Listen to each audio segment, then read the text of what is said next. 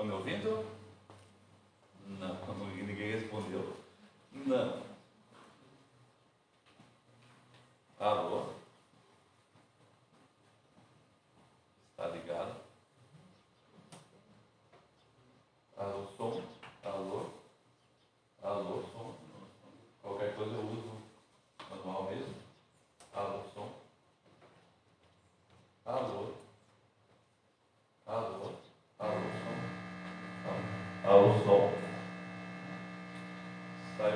Sai um barulho maior que a minha voz. Eu uso sempre o mesmo, confio mesmo lá.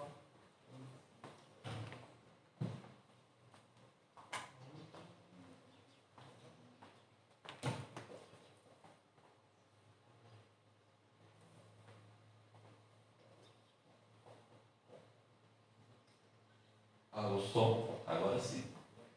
Na semana passada eu estava feliz porque o microfone funcionou na primeira, mas aí vocês viram que o celular resolveu, no meio do estudo, fazer uma voz de cavalo, né? Então, eu não sei se eu que estou ficando velho, não sei das tecnologias, ou algum esquema da igreja de me derrubar com medo da tecnologia. Quem está em casa não ouviu, mas no meio do estudo semana passada eu falei do cavalo e o Google pegou, né, pesquisou, via voz, o som do cavalo e fez o som do cavalo. Né? Essas coisas só acontecem comigo. Com o pastor não acontece essas coisas. A ordem do pastor.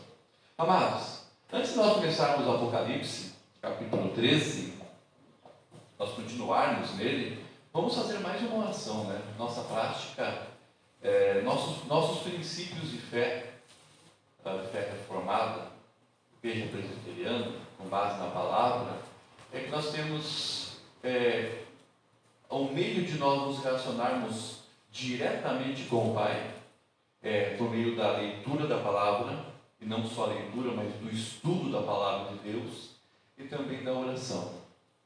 Aqui nós aprendemos a vontade de Deus para a nossa vida, e na oração nós clamamos, como nós cantamos a última música, nós clamamos em nome de Jesus, para que as coisas que nós mais precisamos, e nesse momento nem é o luxo, é a saúde, é a restauração, é o consolo, é a mão de Deus agindo nesse mundo, em um período tão difícil. Eu estou com vários anos, não vou dizer minha idade, para me chamarem de velho, como já tem falado por aí, mas eu tenho bastante anos de vida, eu nunca vi um período tão difícil, tão escuro nesse sentido de medo da morte e incerteza do amanhã. Nós temos que clamar. Então, convido você que está em casa, você que está aqui na igreja, fechar mais uma vez seus olhos. Vamos falar com Deus.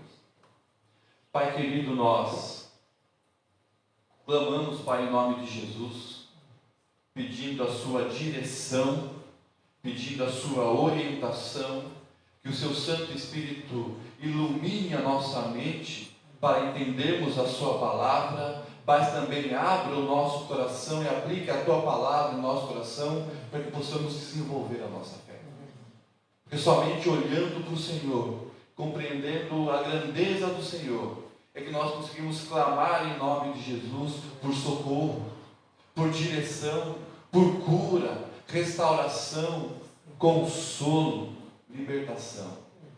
Pai, nesses dias tão difíceis, de incerteza econômica, de pandemia na questão da saúde, com medo, dores, Deus, o Senhor possa ministrar ao nosso coração e nos dar a esperança de que o Senhor está à frente de tudo. Amém. E trabalha, Senhor, continue trabalhando no meio do teu povo que é selado com o teu Santo Espírito, e também nas pessoas que ainda não conhecem o Senhor, o Senhor possa ministrar, entrar, mexer em cada coração, para que eles possam perder esse desespero e encontrar a paz e a esperança no Senhor.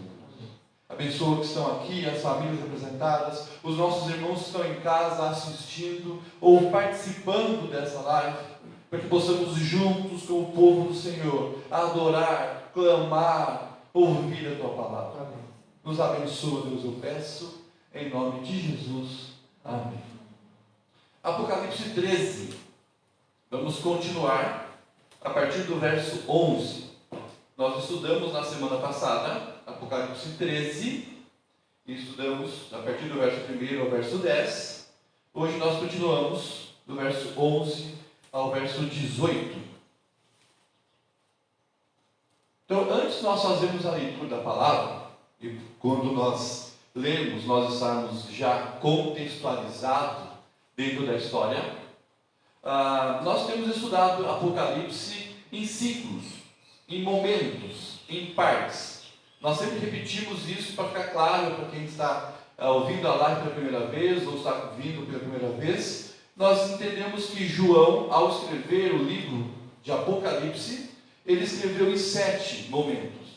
Ele escreveu 7 histórias, ou seja, 7 vezes a mesma história.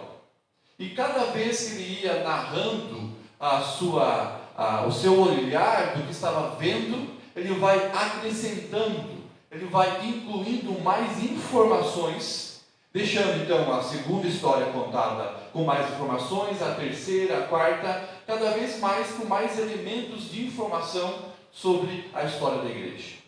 Nós chegamos no momento onde ele traz uma informação de um surgimento de alguns personagens enigmáticos que vão fazer parte da perseguição da igreja. E nós já vimos também que para entendermos esses personagens, nós temos que conhecer a palavra de Deus.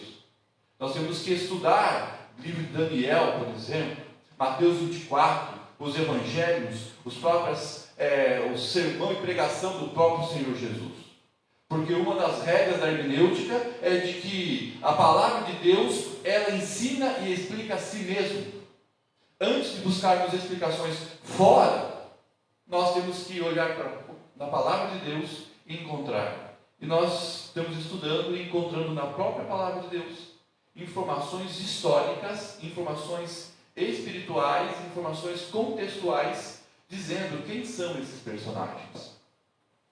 No capítulo 12, que inicia esse ciclo novo que João começa a contar, ele começa narrando um período histórico de guerra, de uma guerra espiritual. Bem, geralmente as histórias elas estão no recorte histórico sendo contada da primeira vinda de Jesus, quando ele veio, nasceu de Maria, cresceu, morreu, ressuscitou, implantou o seu reino, e a vida da igreja hoje, até a segunda vinda de Cristo, que ele virá como ele prometeu. Então, geralmente as histórias estão dentro desse recorte. Mas Apocalipse 12, nós vimos que, além dele falar que surge um dragão vermelho com a terça parte dos anjos caídos, que é a sua cauda, ele vem para guerrear contra uma mulher vestida de sol, com a lua debaixo dos pés. Apesar dessa narrativa histórica estar falando principalmente da perseguição que Satanás fez com a questão da Maria, José teve que fugir do Egito porque o Herodes mandou matar as crianças, falar também desse recorte histórico, nós vimos que desde Gênesis 3,15, quando Deus faz a promessa a Adão e a mulher de que o Salvador viria, de que o descendente iria nascer, e esse descendente é Jesus, e esse descendente iria esmagar, derrotar todo o inimigo de Deus na cruz, Satanás montou ação contra Cristo. E esse dragão estava em frente à mulher, em pé, parado, pronto para devorar quando a mulher desse a luz ao menino. Isso nós vimos que é a ação de Satanás na história, desde Caim e Abel, desde a Torre de Babel, desde Noé, Sodoma e Gomorra, povo de Israel, em todo momento da história, onde Satanás seduziu, levou o povo ao erro, à escravidão, quase a exterminar o povo de Jerusalém, o povo de Israel, o povo de Deus, na história. Porque cada menino que nascia poderia ou tinha potencialidade de ser o Cristo. E o povo judeu viveu muito com isso. Quando nasciam as meninas, os pais não ficavam tão felizes. Mas quando nascia o menino, um homem, por causa da promessa a Adão e a promessa que Deus fez por várias vezes, quando nascia o menino, eles podiam dizer: será que é o Messias? Será que é o Cristo? Será que é o novo rei? Satanás agiu na história. Quando a mulher, Eva, foi dar à luz, Maria foi dar à luz, diz assim que Herodes foi lá e tentou matar as crianças, fez anos para baixo, assim disseminar a concorrência do novo rei, porque os magos os reis magos lá foram apresentar perante Herodes, dizendo: nós estamos indo adorar o novo rei. Herodes encheu o seu coração, Satanás encheu o coração dele, dizer assim: concorrente, vou mandar matar tudo, já que não sei onde está. Deus livrou. Então Apocalipse 12 fala dessa guerra. Satanás querendo tirar Jesus da história, não consegue. Satanás tentando tentar Jesus no deserto. Tentar não, ele tentou Jesus no deserto e tentou tirar Jesus da cruz, prometendo: se você me adorares, se você se prostrar aos meus pés, eu te darei o reino. Se o Pai prometeu que você tem que morrer, comigo é só me adorar. Tentou tirar Jesus da cruz, porque se tira Jesus da cruz, não tem a derrota de Satanás, conforme era a promessa da palavra de Deus em Gênesis 3,15.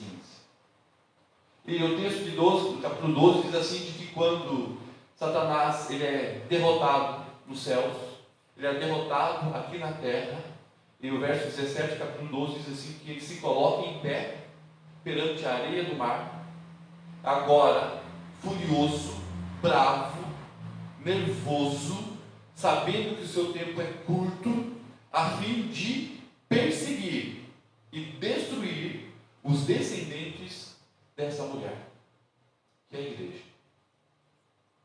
que é o povo de Deus, que crê em Cristo Jesus, que morreu e se ressuscitou, que viveu nos primeiros séculos, vive ainda hoje e vai viver até Cristo se manifestar.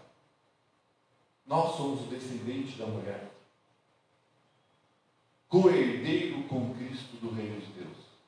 E essa serpente está brava com a gente. Aí entra o verso 13, capítulo 13 de Apocalipse.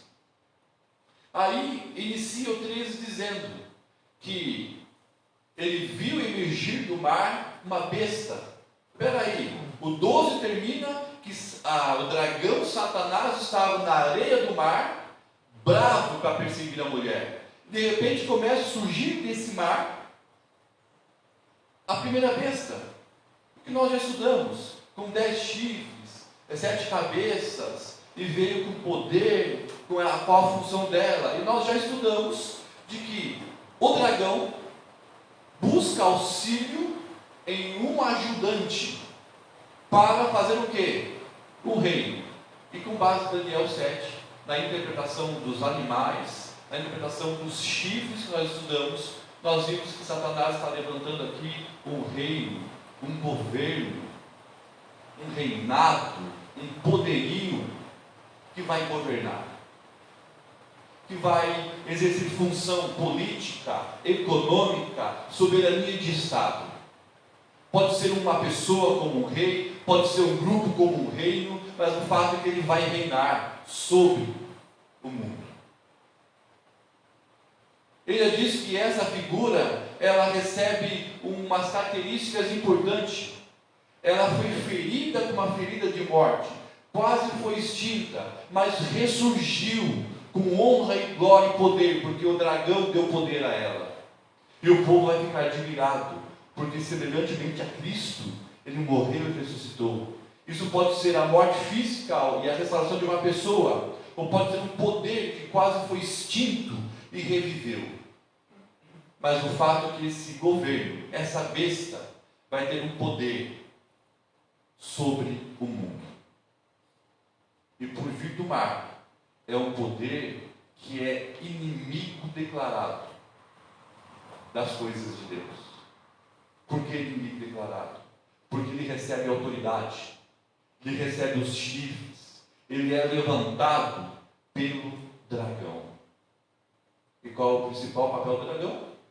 Perseguir os descendentes da mulher. Então nós entendemos que vai surgir um governo para isso. Bem, há um tempo atrás, alguns anos atrás, quando surgiu o G8, o grupo dos 8 países de governo, depois virou G10, G12, aí o mundo começou a se assustar, dizendo: está acontecendo uma união entre os países, Então desses países vai sair um governante, que é o anticristo.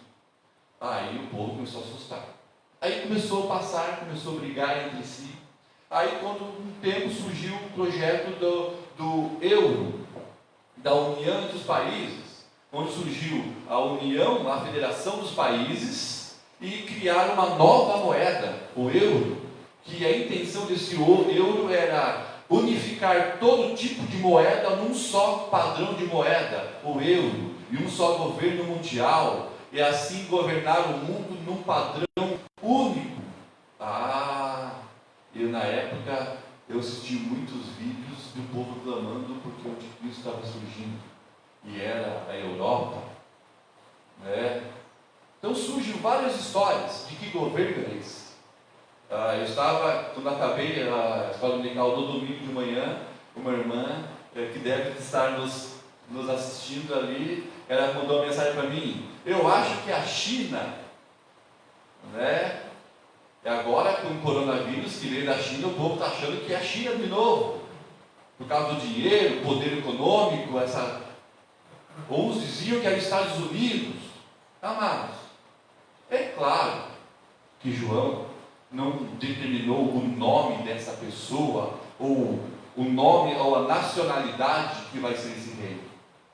É claro que para a igreja da época que João escreve, né, e a ilustração cabe naquele momento, ele entendiam também que era muito parecido com o Império Romano que existia, porque o próprio João estava preso na ilha de Patmos por uma perseguição de domicilianos sobre a igreja, conforme foi Nero.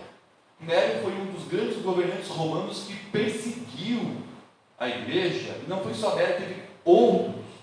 É claro que eles passavam por essa concepção de como Nero fez uma perseguição, um governo, um poder, perseguiu e massacrou muitos irmãos nossos.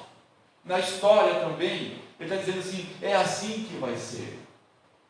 Semelhante a Nero, que está com fogo em Roma e culpou os cristãos, que queimou muito irmão como chama viva para iluminar os caminhos do seu palácio, que jogou muitos irmãos e famílias para serem devorados pelos leões ou lutar na arena.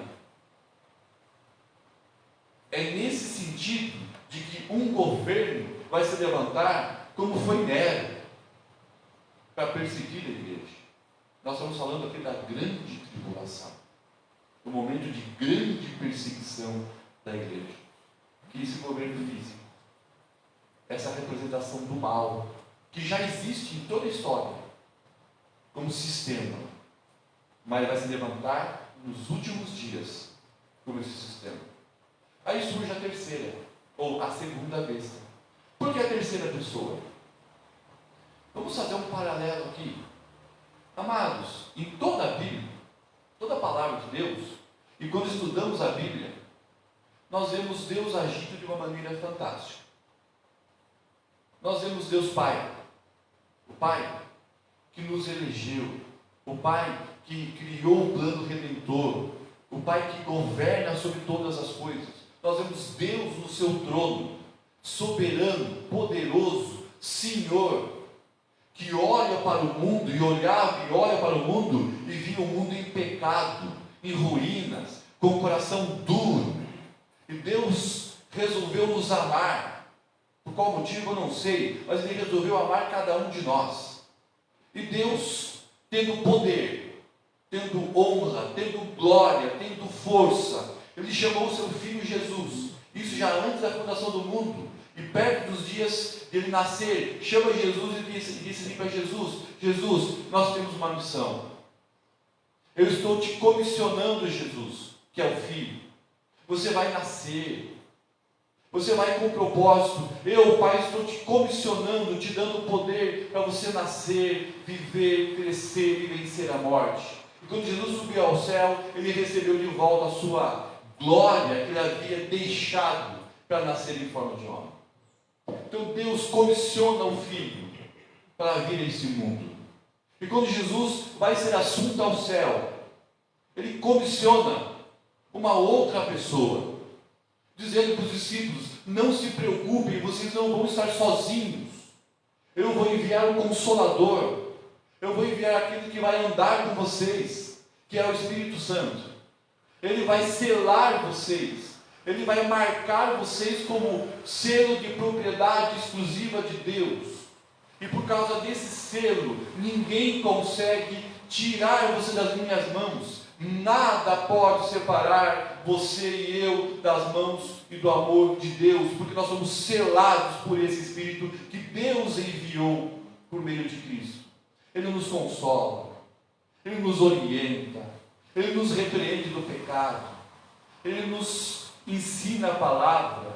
E tudo aquilo que eu falar hoje, se o Espírito Santo não abrir sua mente e seu coração, não passe de palavras vazias. Ele te convence do pecado, Ele te conduz a adorar a Deus, Ele te ensina a você ter intimidade com Deus na oração, Ele age na sua vida, mostrando, ensinando a vocês terem uma vida com Deus, uma prática de fé cristã. E Ele é a garantia, o selo, a marca que Deus colocou em nós. A Trindade, Pai, Filho e Espírito Santo, sempre agiu na história e age em todo momento na sua igreja. Satanás, para ser o seu governo, e Satanás sempre tentando se passar por Deus, roubar a glória de Deus, desejando sempre o trono de Deus, ele arma uma cilada desse tipo. O dragão acha que é Deus. Ele comissiona, ele dá poder à primeira besta, que vem tentar ser uma cópia de Cristo. E o texto diz assim, que ele até passa por uma ferida de morte e ressurge, como Cristo morreu e ressuscitou. E as pessoas vão olhar para esse governo e vão dizer, esse é o nosso Senhor. Aí surge a segunda besta, que vem substituir ou querer tomar o lugar do Espírito Santo, como aquele que vai pegar o povo e vai levar o povo a adorar a primeira vez, convencer, seduzir, guiar, ensinar, manipular, para que o povo se prostre aos pés da primeira vez. É nesse contexto que nós vamos ler a partir do verso 11. Diz assim, Apocalipse 13, verso 11. Vi ainda outra besta, emergir da terra, possuía apenas 2 chifres, parecendo um cordeiro, mas falava como dragão. Exerce toda a autoridade da primeira besta na sua presença. Faz com que a terra e os seus habitantes adorem a primeira besta, cuja ferida mortal foi curada. Também ela opera grandes sinais, de maneira que até fogo do céu faz descer a terra, diante da presença dos homens. Ela seduz os que habitam sobre a terra, por causa dos sinais que lhe foi dada executar diante da besta, dizendo aos habitantes sobre a terra que façam uma imagem à besta, aquela que, ferida a espada, sobreviveu. Ele foi dado comunicar fôlego à imagem da besta, para que não só a imagem falasse ao povo, como ainda fizesse morrer quantos não adorassem a imagem da besta. A todos os pequenos e os grandes, os ricos e os pobres, os livres e os escravos, faz que lhe seja dada certa marca sobre a mão direita e sobre a testa, a fronte, para que ninguém possa comprar ou vender, senão aquele que tem a marca, o nome da besta ou o número do seu nome. Aqui está a sabedoria. Aquele que tem entendimento, calcule o número da besta, pois é número de homem. Ora, esse número é 666. Bom, surge a segunda vez. Então vamos imaginar, se na primeira cena João estava olhando e viu subindo os primeiros chifres, depois viu subindo a cabeça, depois viu subindo o corpo do mar, identificou quem é essa besta com base em Daniel. De repente, do mar, ele estava olhando, ele ouve um outro barulho. Ele vira o rosto para o lado contrário, para o horizonte, longe do mar, a terra, e começa a aparecer uma nova figura. Surge uma outra besta, um animal estranho, poderoso, só que tinha 2 chifres, não mais 10. E esse animal, ele tem algumas características.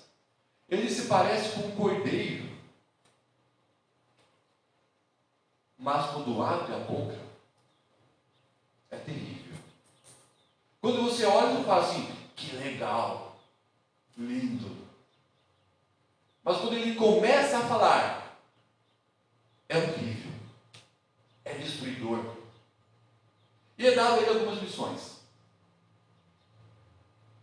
Poder.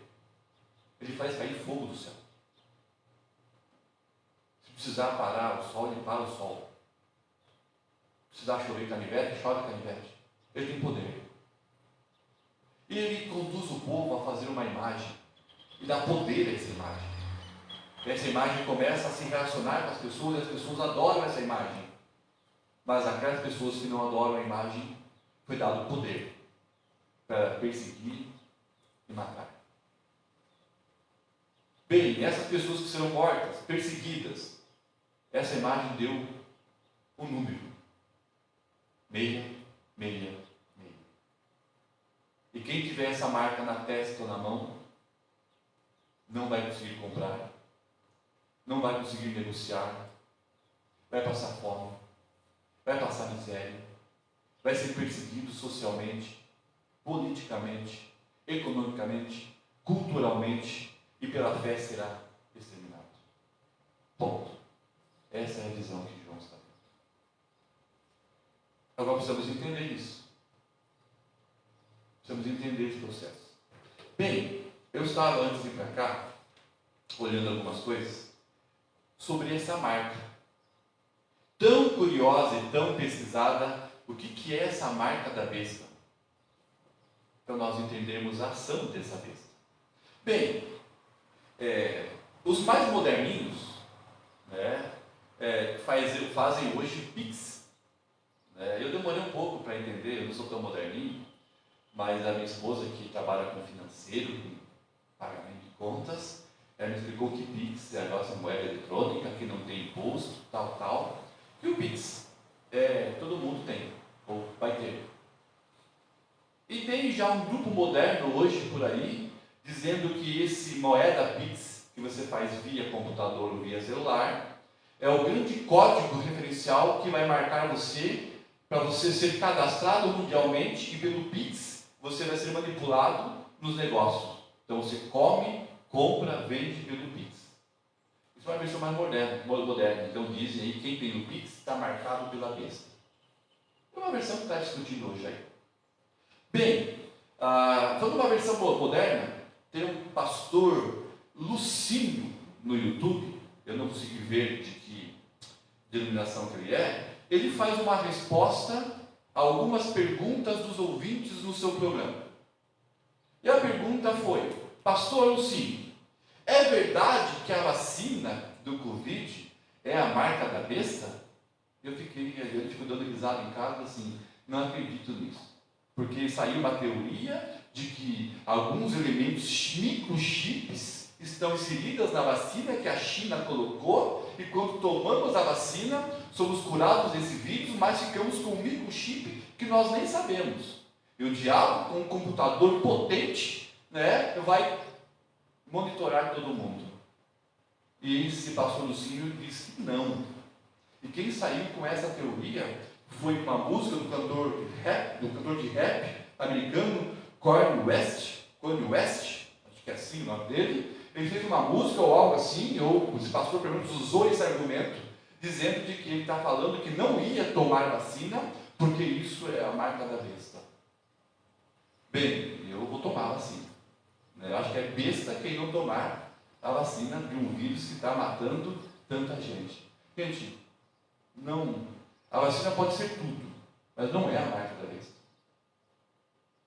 Bem, em 2014, Brasil, um deputado missionário, José Olímpio, ele fez um projeto de lei, o PLC 7561 de 2014, tá? E o projeto de lei era assim, para o Ministério da Justiça, para que proibisse né, não liberasse a implantação de chip na mão das pessoas, porque alguém tinha feito uma proposta de que, como tem muito sequestro relâmpago e coisas assim, então com o chip no seu corpo, se você fosse sequestrado, localizaria fácil. E esse deputado entendeu essa lei e chamou o seu colega de diabo, anticristo, dragão, dizendo que queria marcar todo mundo no mundo, porque a Bíblia diz que nós temos marcado na mão e na testa com um chip, e esse chip é a marca da besta. Né? Essa lei está ainda, eu acho, porque até onde eu li, está sendo discutida, foi alterada em alguns momentos, e o novo projeto de lei está dizendo assim: quem quiser ser chipado vai ser liberado para isso, quem não quiser, não vai ser. Mas estamos discutindo o que é um chip. Então há muitas teorias de que é um chip, e um chip na testa, ou um chip na mão. Alguns mais radicais dizem que é tatuagem. Nós seremos marcados igual o gado, na testa ou na mão, né, para poder, quando nós chegarmos no lugar, termos a identificação disso. Mas o que será que é esse chip? Opa, essa marca, que não é um chip, acredito eu. Vamos entender então essa história. Bem, verso 11, somente o verso 11. Vi ainda outra besta emergir da terra, possuía 2 chifres, parecendo cordeiro, mas falava como dragão. Quem é essa besta? Ela vem do meio da terra, do meio da multidão. Na linguagem de Apocalipse do Velho Testamento, como nós já vimos, quando alguém vai surgindo do mar, né, falam nações, povo e governo. Terra tem a ver com essa espiritualidade, religião, fé. Então essa besta que está emergindo da terra, está surgindo da terra, tem a ver com uma religiosidade, com um princípio de fé, com um ensinamento de fé, com algo que leva a nossa fé a adorar alguma coisa. E o objetivo dessa besta é levar as pessoas a adorarem quem? A primeira besta, a esse governo. Então, já que estamos falando de um governo semelhante ao de Nero, que vai governar, aqui ele diz que o segundo ajudante é aquele que vai fazer um governo paralelo ou unificado com a religião, com a fé, com os princípios de conduzir as pessoas ao erro.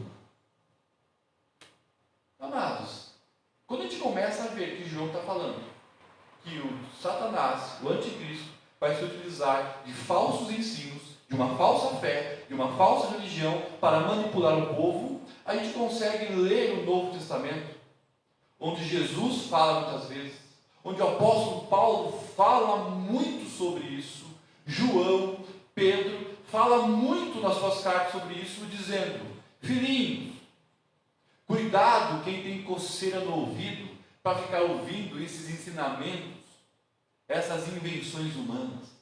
Isso leva ao inferno. Vigiar e cuidar contra os falsos profetas. Cuidado com os falsos ensinos, porque tem pessoas ensinando em nome de Cristo, que vêm em nome de Cristo, mas não são de Cristo. Paulo vai dizer assim: eu ensinei vocês tantas coisas da palavra de Deus e vocês se perdem por ensinamentos que vêm por aí vazios, sem sentido. O Novo Testamento bate muito nessa tecla, dizendo: firme o seu coração na palavra de Deus, estude, medite, para que você possa ter a iluminação de Deus e não cair no erro, no engano de falsas doutrinas, de falsos profetas, de falsos mestres, de falsas religiões que pregam em nome de Deus, mas no fundo, levam ao inferno. Quantos de nós já não falamos isso, ou já não ouvimos? Essa semana eu ouvi 4 vezes. Quando você começa a estudo para grupo ou para pessoas, começa a falar de Jesus para as pessoas, algumas pessoas dizem assim: legal, né? Quanto mais igreja tiver, melhor. Porque se tem cura, se tem bênção e se fala de Deus, então tá bom assim. Ah, que legal, né? Todo mundo que faz o bem é de Deus, então tá bom assim. O que nós estamos vendo é que vai surgir alguém dentro de um grupo que vai falar de Deus, que vai falar do falso ensino, que vai se parecer com o próprio Cristo, que vai mostrar uma falsa religião, um falso ensino, para seduzir a muitos. Então essa besta, com 2 chifres, ele não dá um poder político, mas é um poder que ele tem de conduzir, de ensinar, de mostrar o caminho da adoração à primeira besta. Possivelmente uma religião, ou uma unificação de princípios de fé que vão contra a palavra de Deus. Bem, se nós fôssemos hoje levantar vários princípios de fé existentes hoje, que são contra a palavra de Deus, nós faríamos uma lista bem grande. De várias igrejas evangélicas, de várias igrejas que não são evangélicas, de várias seitas, de vários grupos de reflexão, de meditação, que trazem princípios humanos e princípios de vida que são bonitos, poéticos, até às vezes fazem sentido no contexto histórico, mas são completamente contrários à palavra de Deus. Essa segunda besta vai pegar tudo isso que já existe e vai intensificar, e vai canalizar, vai construir uma unidade com um objetivo. Qual o objetivo? Verso 12. Exerce toda a autoridade da primeira besta na sua presença. Faz com que a terra e os seus habitantes adorem a primeira besta. Esse é o objetivo dela, levar as pessoas a adorar a primeira besta. E ele dá uma ênfase. E essa besta, cuja ferida mortal foi curada, ela se parece com Jesus. Ela quer tomar o lugar de Jesus. Qual o objetivo dela? Levar as pessoas a se prostrar perante ao príncipe desse mundo. Qual o método que ela usa? Verso 13. Também opera grandes sinais, de maneira que até o fogo do céu faz descer da terra diante dos homens. Ela faz milagres. Uma das respostas que eu dei esses dias foi assim, o tal do João de Deus, que depois das suas denúncias contra abuso sexual, ele virou João do diabo, mas durante 30 anos do seu ministério como curador, como terapeuta espiritual, como muitos anos aqui na nossa região e no mundo surgiram curadores como o Dr. Fitz, que faziam curas espirituais, que faziam sinais onde multidões faziam fila para segui-lo, tinham poder para curar. E muitos atribuíam que essas curas vinham de Deus. No último, do João de Deus. Mas nós estamos vendo hoje que de Deus, alguns só tinham o título. Suas práticas levaram muitas vidas a serem destruídas. Comentava de um jovem que teve aí uma crise psicológica, que foi por uma certa religiosidade, onde os médicos mandavam tomar um remédio para o equilíbrio emocional. A igreja disse assim: não, faça um propósito. Você pega o dinheiro, dá para a igreja, e nós vamos orar e você vai ser curado. Esse rapaz passou por mais de 6 internações em clínicas, em manicômios, porque ele não toma o remédio e entra em surto. Orientado por uma fé, uma religiosidade. E essa besta diz que vai fazer cair fogo do céu. E eu fico preocupado porque se chegasse alguém hoje aqui dizer: eu sou o grande pastor, e fazer cair fogo do céu, eu fico preocupado quantos de nós iam se dobrar e dizer: esse é o cara. Pastor Maurício, nada, ele não faz cair fogo do céu. Nem uma faísquinha não faz. De repente constrói uma imagem, e essa imagem começa a falar, mas meu Deus, se nós nos dobramos a hoje quando pensamos que ela chorou, imagina se ela falar. Ele tem esse poder de cura, manipular a natureza, manipular pessoas, fazer acontecimentos. Esse é um dos métodos dele. Ele tem poder. E uma sociedade, não só agora, mas em todas as épocas, onde as pessoas ficam doentes, onde as pessoas passam fome, onde as pessoas têm crises. E se chegar alguém dizendo: me siga que eu consiga fazer você curar, consigo você se morrer até ressuscitar. Quantos de nós não largaríamos a fé cristã da igreja e não iríamos correr atrás dessa bênção? Que achamos que Deus demora tanto para nos dar, quando nos dá, e esse aqui está prometendo fazer algo sobrenatural. O pastor Maurício e eu, mais velho, quando nós fazíamos seminário, nós fomos em vários lugares estudar, em vários momentos, e quantas vezes nós chegávamos onde tinha 500 jovens, e chegava alguém e começava esperando, e colocava a mão, começava a cair um monte de gente, começava a dar uns pulinhos, e o povo dizia: esse é o homem de Deus. Na história, quantas igrejas não dividiram? Porque nós queremos poder, nós queremos mais. Bem, não se preocupe, quando ele surgir terá mais. Com o objetivo de, verso 14, com esse poder, esse mais, seduzir os habitantes sobre a terra por causa dos sinais que lhe fora dado. E ele executou isso diante da besta, dizendo aos habitantes da terra: faça uma imagem da besta, aquela que feriu a espada sobreviveu. De novo, apontando para aquele governo que foi morto e ressuscitou, que tem poder. Então, essa besta é um ensino que vai surgir de forma de religiosidade, que vai seduzir, que vai cativar, que vai enganar, e que vai levar as pessoas a serem adoradoras dessa besta. Quem é essa besta? A primeira besta é esse mundo governado por alguém que é anti-Deus. O verso 16: todos os pequenos, os grandes, os ricos, os pobres, os livres, os seus escravos, ou seja, todo mundo, vai ser dado uma certa marca sobre a mão direita ou sobre a fronte, para que ninguém compre, venda, negocie. Essa será a marca da besta. Bem, todo mundo? Não. Mas todo mundo que querer seguir. Aqui ele faz uma separação. Ele fala: todo mundo vai receber, pequeno, grande, alto, magro, pobre ou rico, vai receber a marca da besta na mão ou na fronte. Mas não é todo mundo que existe, mas é todo mundo, ou todo aquele que foi seduzido por esse ensino mentiroso de Satanás, que se dobrou à primeira besta e que vai seguir ao dragão, que vai ter prazer nesse mundo, vai querer seguir esse mundo, vai abandonar Deus e o seu Filho, vai querer viver na glória desse mundo porque foi seduzido. Esses serão selados. Mas aqueles que não se dobrarem, esses vão receber a marca da besta.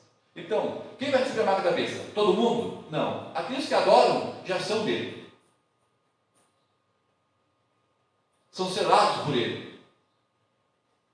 Mas a igreja vai ser perseguida.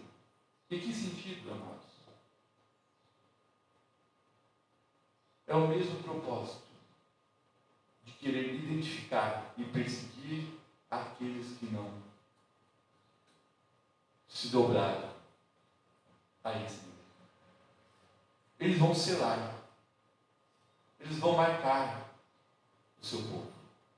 Aí vem, é o chip. Que marca é essa?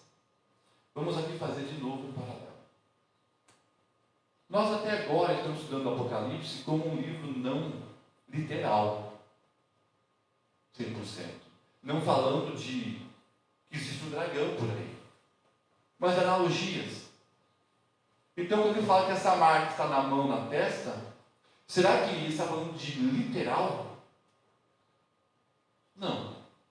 Lembra de que ele quer imitar o Espírito Santo? O dragão imita a Deus, a primeira besta imita Cristo, que morreu e ressuscitou, e a segunda besta, que é a terceira personagem, ele tem o papel do Espírito Santo, maligno aqui, de seduzir os povos, enganar. E a Bíblia fala como Deus nos selou. Vários textos bíblicos. falam sim que nós somos selados por Deus.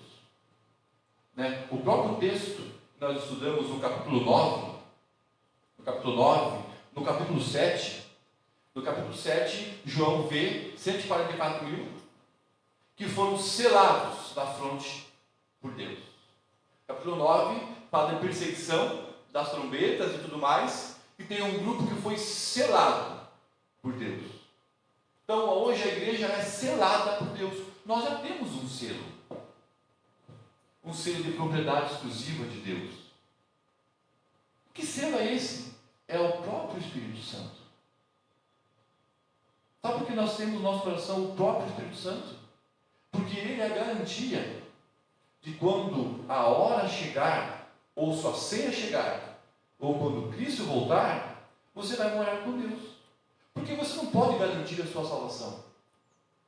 Nada do que você faça vai fazer com que Deus seja obrigado a te salvar. Não é porque você é bonzinho. Porque você não é bonzinho. Você tenta ser bonzinho. Nós somos maus. Nós somos induros a servir. Deus, por misericórdia, nos salva. Então eu não mereço ser salvo. Eu não conquisto a minha salvação. E nada do que eu faço vai fazer com que eu garanta morar no céu. Mas a minha vida cristã eu faço por gratidão, por ser salvo. E por que eu sou salvo? Porque a palavra de Deus nos diz assim, que Ele colocou em nós o Espírito Santo. Ele é o selo, Ele é o penhor, Ele é a garantia. Então quando Deus do céu olha para baixo e vê o Alex, e vê você, Ele não vê você mais. Ele vê a sua obra redentora, o Filho, marcado com o selo do Espírito Santo, e Ele te poupa do inferno e te traz para o céu, porque Ele te escolheu e te marcou, te colocou a garantia que é o Espírito Santo. Ele fala assim que Ele marcou isso na fronte e na mão direita. O que significa isso nos textos poéticos, nas analogias bíblicas? Cabeça, fonte, razão, inteligência, sentimento, emoções. Então a fé vem pelo ouvir da palavra de Deus. A fé vem pelo conhecer, reconhecer, crer, aceitar, estudar, entender. A fé vem por compreender pela palavra de que Cristo morreu na cruz por você.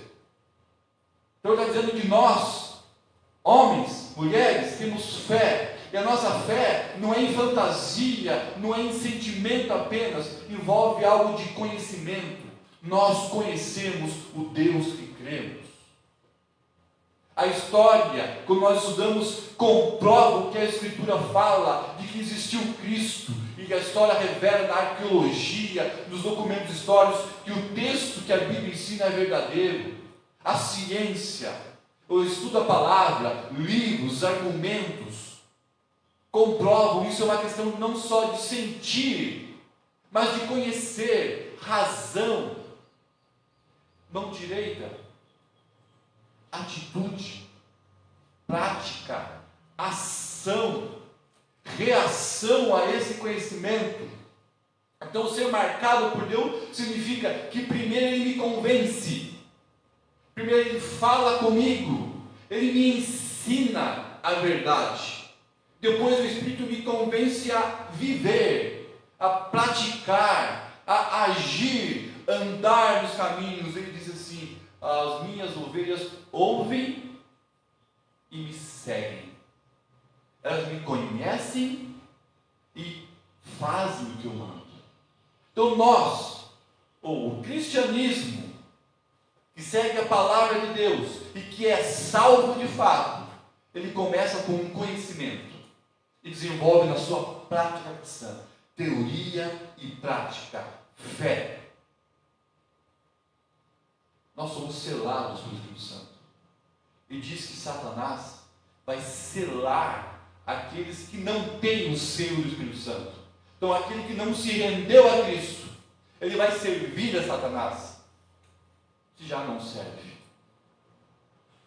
Ele será selado por conhecimento, por ensino, por sedução.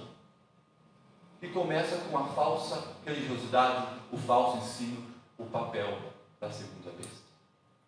E que esse ensino na fronte ou na mão vai levar o quê? Uma prática pagã, uma prática anti-Deus, rejeitar tudo aquilo que é Deus, com prática pecaminosa sexual, corrupção, imoralidade, paixão, prazer no pecado, e desviar-se de tudo que é Deus, e vai se dobrar a esse mundo dizendo: eu tenho prazer aqui.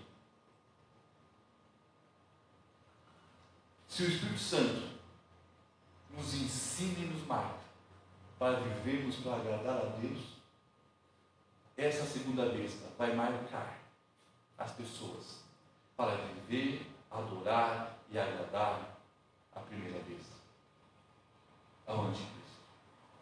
Então, na grande tribulação, ele está dizendo que vai surgir uma trindade satânica que primeiro começa seduzindo as nações, começa se parecendo com algo muito bonito, começa oferecendo situações e ensinos cativando, poder e glória acontecendo, e a nação se empolga com tudo isso, mas de repente um grupinho, a minoria, vai dizer: queremos não. Aí ele vai identificar: esse grupo é selado por Deus, vamos destruir. Mas o nosso grupo maior, vamos marcar como propriedade exclusiva do inferno. Aí começa de algo que era bom, começa algo como perseguição. E por você não pertencer a esse grupo específico das trevas, você começa a não querer se dobrar perante essa imagem da besta. Aí você começa a passar fome, perseguição, porque qual é a ação? Você vai tentar comprar, vai tentar vender, vai tentar interagir na sociedade, mas você não é mais aceito na sociedade. Você não se rendeu a Satanás. Vem as perseguições. Então ele está falando de um tempo do fim. Está falando de um tempo que a igreja vai passar quando surgir essa trindade. E não se preocupa, a igreja vai compreender quando surgir de fato essas duas bestas. A igreja vai identificar, porque o Espírito Santo vai mostrar quem é de Deus e o que não é. Mas não se assuste, irmãos. Você já tem o selo de Deus. Não se assuste. Você já vai morar com Deus. Mas o desafio é: se você não tem, vai chegar um momento que você vai ter que se decidir. Selo de propriedade que você vai ter.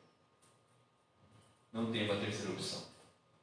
Ou é de Deus, ou é do diabo. Lembra que nós falamos em Apocalipse 10, que na sexta trombeta, que nós vivemos hoje, antes desse fim, ainda há tempo de você escolher que lado você está. Mas haverá um tempo que o selo vai ser derramado, a besta vai surgir, você vai ser selado, depois de selado, aí, como diz aquela expressão teológica, o bicho vai pegar. Proteção de Deus para os selados. A igreja vai ser arrebatada. Mateus 24 diz assim, que aquele dia que surgir essa trindade vai ser tão terrível, mas que Deus abreviou aqueles dias para que os eleitos sejam salvos. Quem são os eleitos? Selados, marcados, propriedade de Deus, serão salvas, vão encontrar-se com Cristo. O restante vai, o bicho vai pegar. Essa frase teológica que eu gosto de dizer. Escolha, meu irmão. Escolha quem você quer seguir. E a Bíblia todos os dias nos coloca diante de nós o bem e o mal. Deus ou esse mundo. Escolha Deus e o bem. Porque o mal e esse mundo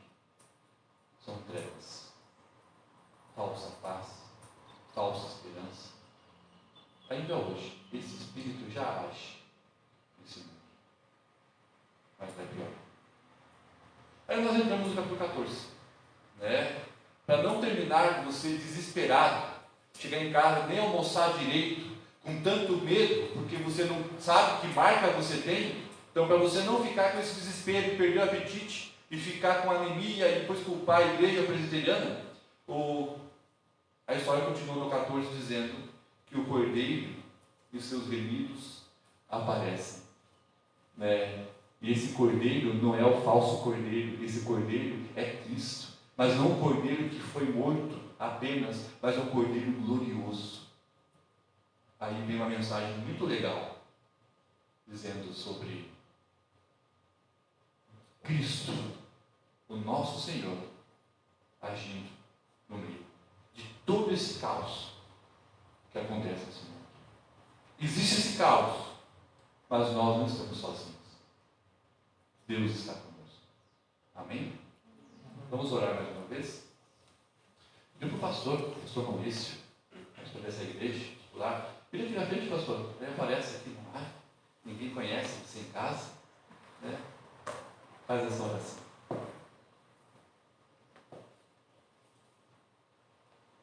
Deus, eu agradeço, Senhor, pela tua palavra.